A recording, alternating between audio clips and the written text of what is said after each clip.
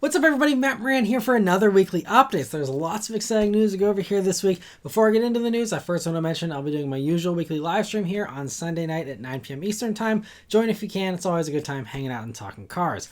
But getting into the news here this week, first off, Honda has teased the 2026 Passport Trailsport here that they say is coming early next year. And so we get a very clear look here at the front end and a faraway shot at the side as well, which confirms that it'll be boxy and likely fairly similar in shape to the Pilot that came out last year, but with a unique front end with the addition of those amber running lights and the other elements like that grille. Honda says it'll be the most adventure ready and capable Honda SUV yet. But yeah, we got a little ways to wait for that one. This is coming, here, I guess in about 6 months or so. But anyway, very cool to get that teaser. Cadillac has also debuted the 2025 Escalade refresh here this week, which gets a sleeker look up front there. There's tweaked taillights in the back, along with 24-inch wheels for the first time. The biggest change is inside, where it adopts a similar design to the electric Escalade IQ, with a huge 55-inch screen that spans almost the entire dashboard, only flanked by speakers for the 40-speaker AKG stereo system this thing has.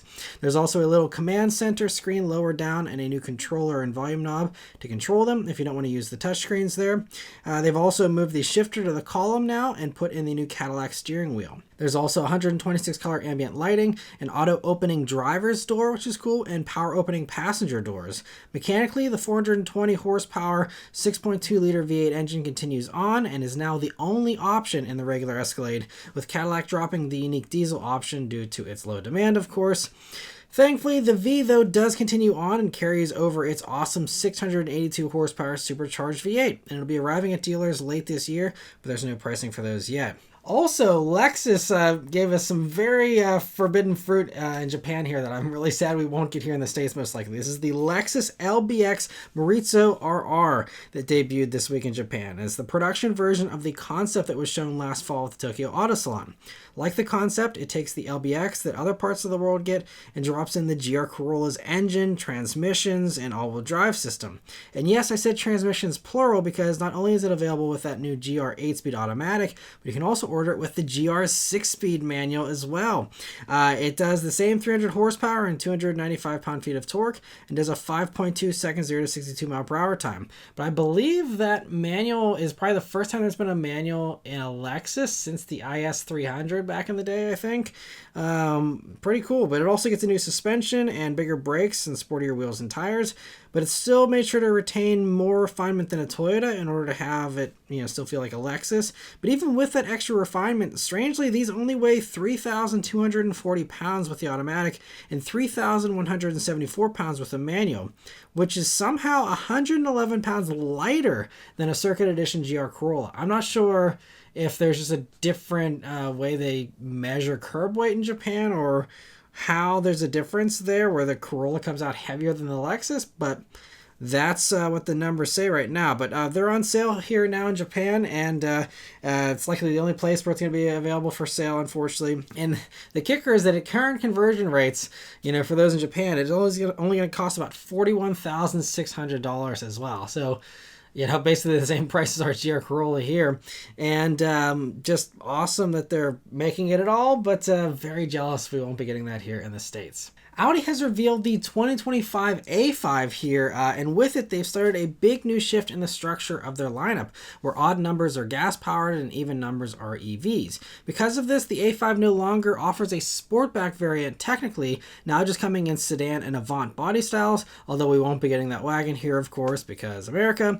But US buyers that want more practicality shouldn't be too upset, though, because this sedan still has this big rear hatch. Even though it's a little bit more upright than the swoopier old Sportback, it should give it more practicality than a regular sedan. Also, for anyone wondering, there's no info yet on whether or not the two-door and convertible will make a return, but the 2025 A5 is on a new platform here called the Premium Platform Combustion, and it makes the A5 longer and wider than the old A4, and the styling is a nice evolution in my opinion, with lights and a grille grille that are lower and wider as well. Those rear lights are OLED, by the way, and can play various animations. Inside, it's all new as well, with a big 14.5-inch touchscreen in the middle, an 11.9-inch digital gauge cluster, and an optional 10.9-inch screen for the passenger. That passenger screen, though, to me seems a little bit like an afterthought, though, and isn't as nicely integrated as those other two screens are. But there's no info about the materials or any of the other interior details, but it looks like they're going to be offering a type of fabric there on the seats for the first time, probably since like the 90s. So that's interesting. I'm curious to learn more about that. But mechanically, we just have European info for now here, which surprisingly even includes a lowly 148 horsepower four-cylinder turbo and a 201 horsepower diesel that uses mild hybrid tech. There's also a 201 horsepower gas engine, 2-liter turbo 4 as well, but that would be a big downgrade from the current A5's standard 261 horsepower.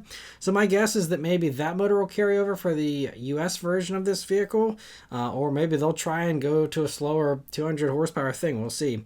All engines there run through a dual clutch automatic, and in Europe you can still get the Audi with front wheel drive as well, but quattro all wheel drive is of course still available and likely will be standard again once this comes over to the States here, would be my guess. For the enthusiast, the S5 does continue on and continues to run a 3-liter turbo V6 with mild hybrid tech that does 362 horsepower in Europe, which is an increase of 13 horsepower over the current S5 here.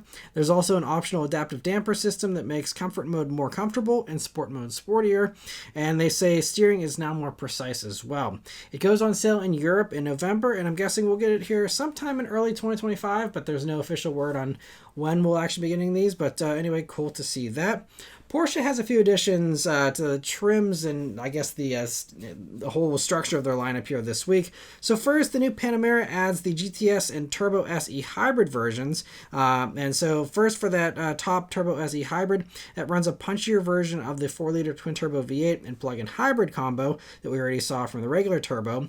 And here it does 771 horsepower and 737 pound-feet of torque, which is exactly the same as what it is in the new Bentley Continental GT Speed. I thought Bentley would maybe get to keep that higher output exclusively for itself, but sounds like Porsche wanted that same tune, so they got that as well. And so that combined with all the other new Panamera improvements that I've detailed here across this year, you know, with all the fancy suspension and all that, this enables this one to set a new Nürburgring record of 7 minutes 24.29 seconds, dethroning the Mercedes-AMG GT63S in the luxury class cars with combustion engines and hybrids category. So for reference, that time is the same as what a 997 generation 911 GT2 RS did.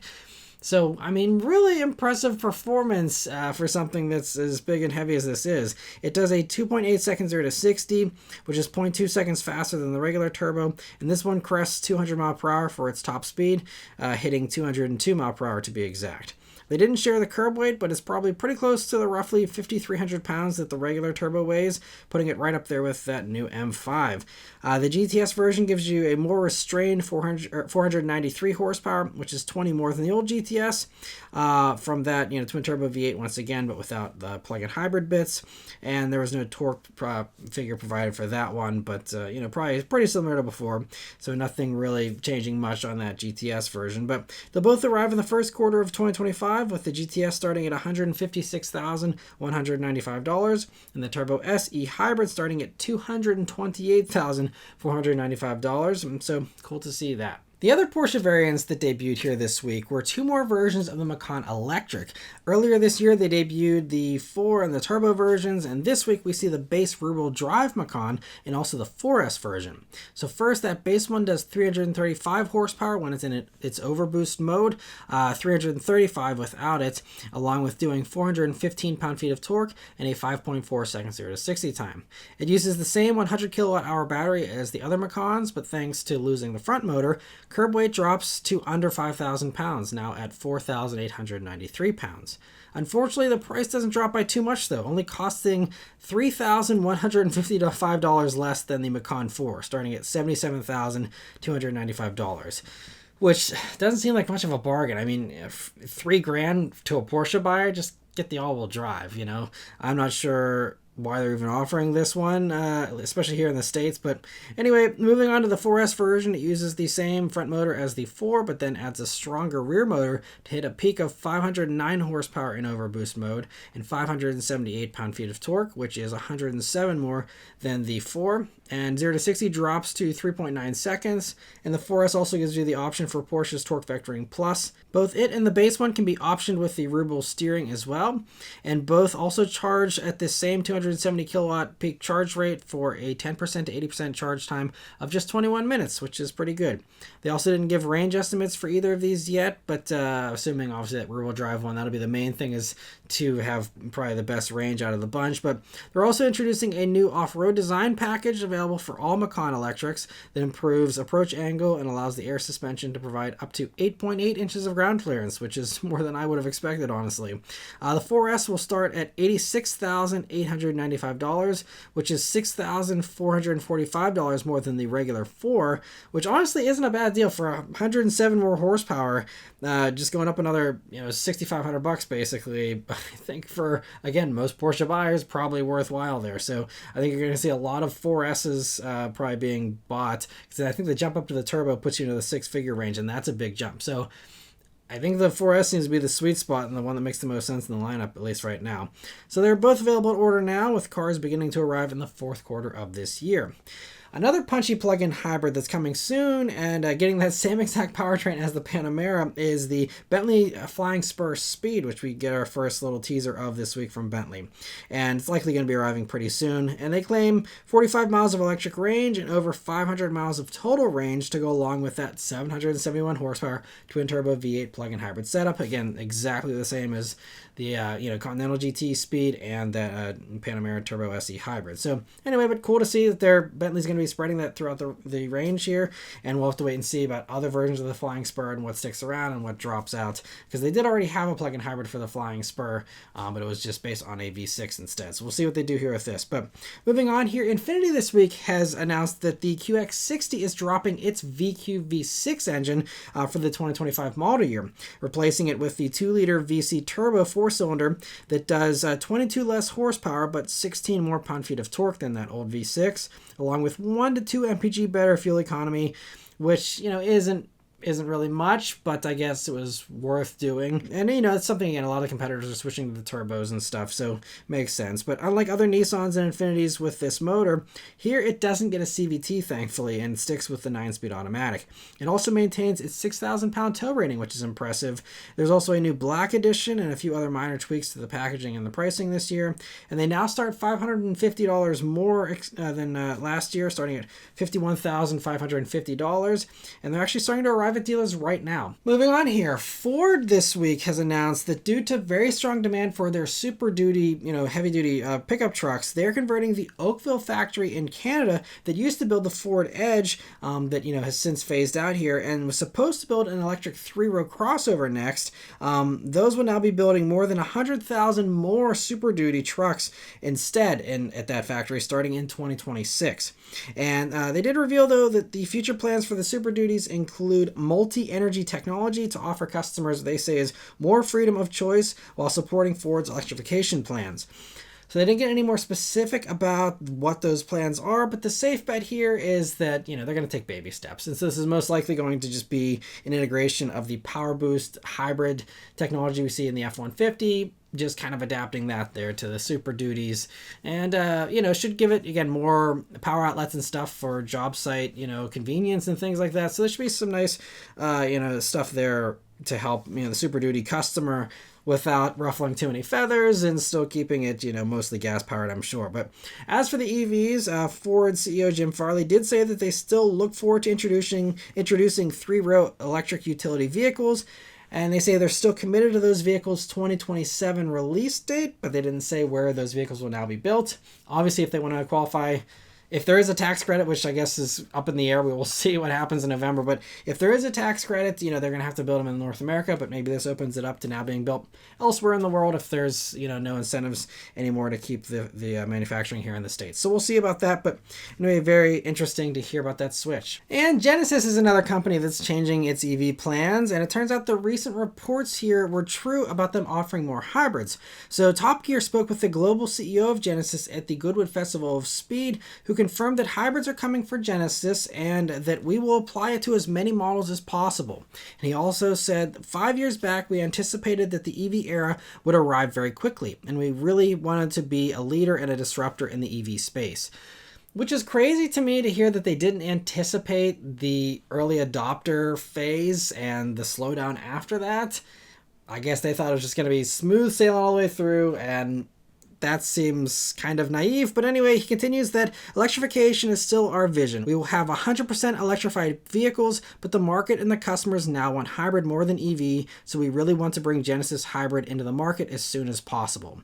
And then the head of Genesis vehicle development added that here in Europe 5 or 6 years ago, everybody was super nervous about things like CO2 penalties, and so a lot of decisions were made on that basis. Strategic decisions were made on that basis. And then he continued that I think what we can say today, 5 years later, is that in large parts of the industry, we've actually overachieved. That gives us the opportunity to do things that perhaps 5 years ago may not have been possible. We've also learned a lot from a technical point of view in the last 5 years, and that opens up new possibilities. And then lastly, he added that we're constantly reassessing what it is that we're doing, and sometimes you need to make slight adjustments. As Mike has said, the EV strategy holds strong, but you shouldn't be so dogmatic with certain things when boundary conditions change. You have to react, and that's what's happening. So my take on this is that, well, yes, it's good for companies to listen to their consumers and follow consumer demand. You don't want to build cars that nobody wants. But it's also is pretty revealing to me that, he said they were making their EV decisions at least largely because of worries about CO2 penalties, not about worries about CO2. No mention of environmental stuff here in this, just about regulations and penalties, which to me is also another reason why regulation is important, because companies will just, work around whatever regulations there are, and otherwise it's just up to the customer and everything else. Who cares? And so, just to me, that's a little crappy. But moving on, hybrids and plug-in hybrids, it's good. We'll see. They didn't specify whether these are going to be regular hybrids or plug-in hybrids, because that is also another thing where they could really backpedal. If these are going to be mild hybrid things that barely change efficiency, then this is them just going back to their old ways, essentially. If this is, well-done hybrids that actually get good fuel economy, or if these are plug-in hybrids that actually do electrify most of people's driving and actually do help those CO2 goals and all that, that's great, but that's to be determined, how much. There's rumors that they're going to pair it up with the 2.5 liter turbo, which, isn't a particularly fuel efficient engine.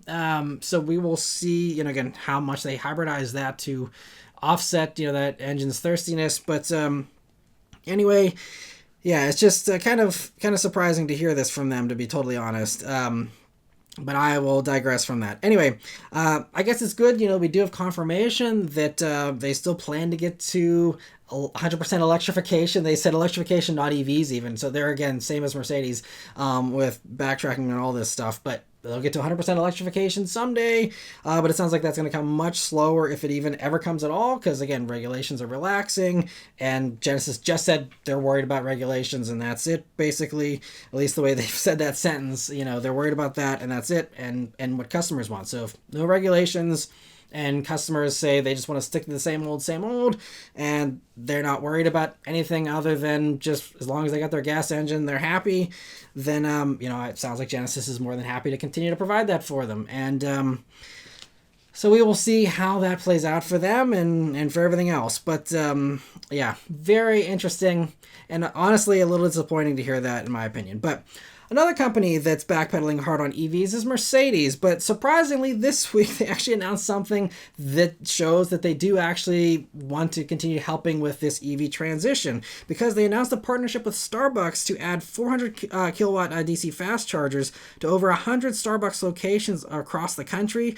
starting with a bunch along I-5 from California to Washington. They'll all be powered by 100% clean energy, they say as well. And to Mercedes' credit, in addition to this partnership, they've also been quietly building a dozen other charging hubs of their own in the past 8 months here, now having their new charging locations in Texas, Alabama, Georgia, Florida, South Carolina, Tennessee, and Kentucky, which I'm assuming are probably some dead zones for charging. And I think that was one of the things they were targeting with Mercedes, is filling some of those dead zones, since we're talking about, states that are usually pretty hostile to EVs. And they will expand to nearly half of the U.S. states over the next 12 to 18 months. And, also on the other side, of this partnership, Starbucks, they've already been working on this as well, installing 50 chargers across 15 different Starbucks locations between Colorado and Seattle to kind of bridge the gap, and about every 100 miles have a charging stop at a Starbucks there between Colorado and Seattle. And that was a partnership with Volvo, actually, that was announced back in 2022, and actually, those chargers went into the ground in 2023 there. So I don't think there's been any update on that partnership yet, but hopefully they continue to work together. Hopefully that partnership has worked well for them and increased business, and it turned out to be a net positive even from the profit standpoint there. And I think it makes a lot of sense, and I hope that other companies follow Starbucks' lead, and other food places, fast food places, things like that, beverage places will hopefully join in, because I think that makes all the difference for EV road trippers, especially if there's one place, like I've said before, one place that offers a charger and another place that doesn't. I'm picking the one with the charger, and we will see how many of those people it takes to convince these companies that that's worthwhile from a money standpoint. But hopefully it works well for Starbucks here, and I commend their pioneering attitude. One EV plan that has unquestionably failed, though, is Fisker's. And this week, a judge approved their plan to sell off over 3,000 of their Ocean SUVs to a vehicle leasing company for about $14,000 each. I mean, EV depreciation is pretty tough these days in general, but nothing is worse than Ocean depreciation here. Man, 14 grand for cars they were originally trying to get, 50, 60 grand, I think, then dropped to 40 before they plummeted and just gave up all hope of selling any of them. But 14 grand for each of these things. And that was after, by the way, reaching out to hundreds of companies, they say, ranging from dealerships, rental car companies, taxi cab operators, and ride-sharing companies. And none of them wanted to touch these things, even at 14 grand. And so this company that bought them, American Lease, I'm not sure what they're going to do with them. It's a leasing company, but I don't know what that means and how they plan to get people behind the wheel of these things. But they also say one cool thing with this company, they say they're going to continue to support the cars by making spare parts and updating software as needed for the 2,500 poor souls that already bought their Ocean SUVs there and are stuck with one of these, plus those 3,000 others that'll be driving around for whoever, I guess, wants them for 14 grand or something like that. But wow, crazy stuff to see how Fisker has just completely unraveled, and basically no one has come to their rescue. So, yeah, it's some interesting ideas they've had in the past, but I was always very skeptical, and it's just a shame that 2,500 people got sucked into this and are really screwed as a result. But anyway, very interesting to hear that. And for the last news story here this week, we have another EV plan that might also fail, and that is that Jaguar Land Rover, according to Automotive News here, announced during their investor days that they plan to use a halo strategy that's looking to increase sales of high-value special edition models costing upwards of 1.5 million pounds, meaning about $2 million each. Yeah, this is something that is going to be really tough to pull off. I mean, supercar companies can do it in limited numbers if it's done well and done, with restraint. And we've also seen Bentley and Rolls-Royce pull this off with their commission models and their very limited runs that they've done. But Jaguar and Land Rover, I can't see either of those, selling. I mean, I think they said that in the past there were some of those E-Type continuations and things like that went for 1.5 million. So maybe if they plan on building only old Jags, but I'm pretty sure they're talking about the electric new stuff that's coming. There is no way that someone's going to buy a $2 million Jaguar Land Rover unless it's a flying car. That's the only way you're going to convince people to go for this. Because otherwise, again, you're talking $2 million. The amount of insanely epic things you can get for $2 million, no one's going to have Jaguar Land Rover on the top of that list, or even on that list. So yeah, it's an appealing plan, and Mercedes is trying to do more limited edition stuff with their new brand that they're coming out with, the new sub brand of one-offs and things like that. This is a popular thing to try because they realize there's a ton of billionaires that are just wanting to collect cars, and so they want to go after that market. I understand that, but I just feel like this is even worse news. It was already bad enough whenever Jaguar was saying how they're going to do only 6-figure cars going forward. But then to try and do 7-figure cars and $2 million at that, I mean, I don't understand how they think they can pull this off. I don't know who's running Jaguar and Land Rover, but they think way too highly of the brand. I'm sorry, but yeah, I don't think anyone wants to pay $2 million for any Jaguar or Land Rover. But anyway, best of luck to them. We will see. I think we're supposed to start seeing this first new electric Jag at some point here. I think late this year, early next year or something. I don't know, but hopefully they don't take advice from Fisker, because it sounds like they might be doing something like that with these interesting decisions. But anyway, good luck to Jaguar and Land Rover. Lastly, I want to thank all of you that are members of the Maran Motoring Club. So we did have 3 new members that joined here this past week, thanks to the very generous membership gifting here done by MDKN and Kyle during last week's live stream. So huge thanks to both of you for your support of the channel every week here, and also for your generosity to all those members that continue to get to be members, and also for the new ones. So I want to give a big welcome here to the new members: Chadwick Burdick, Sachinair91, and Ricardo. So I hope all 3 of you are enjoying the membership perks so far. Be sure to check out the membership tab on the channel here for the instructions on how to join the Discord server and partake in all the other fun stuff here that comes with being a member. But for anyone else who'd like to join, become a member, and support the channel, there's always join buttons here on the video page, on the channel page, and a link in the description. But anyway, thank you all very much for watching. Let me know your thoughts and all this stuff in the comments below. Please leave a like and subscribe to keep these videos coming, and I'll see you guys in the next one. Take care.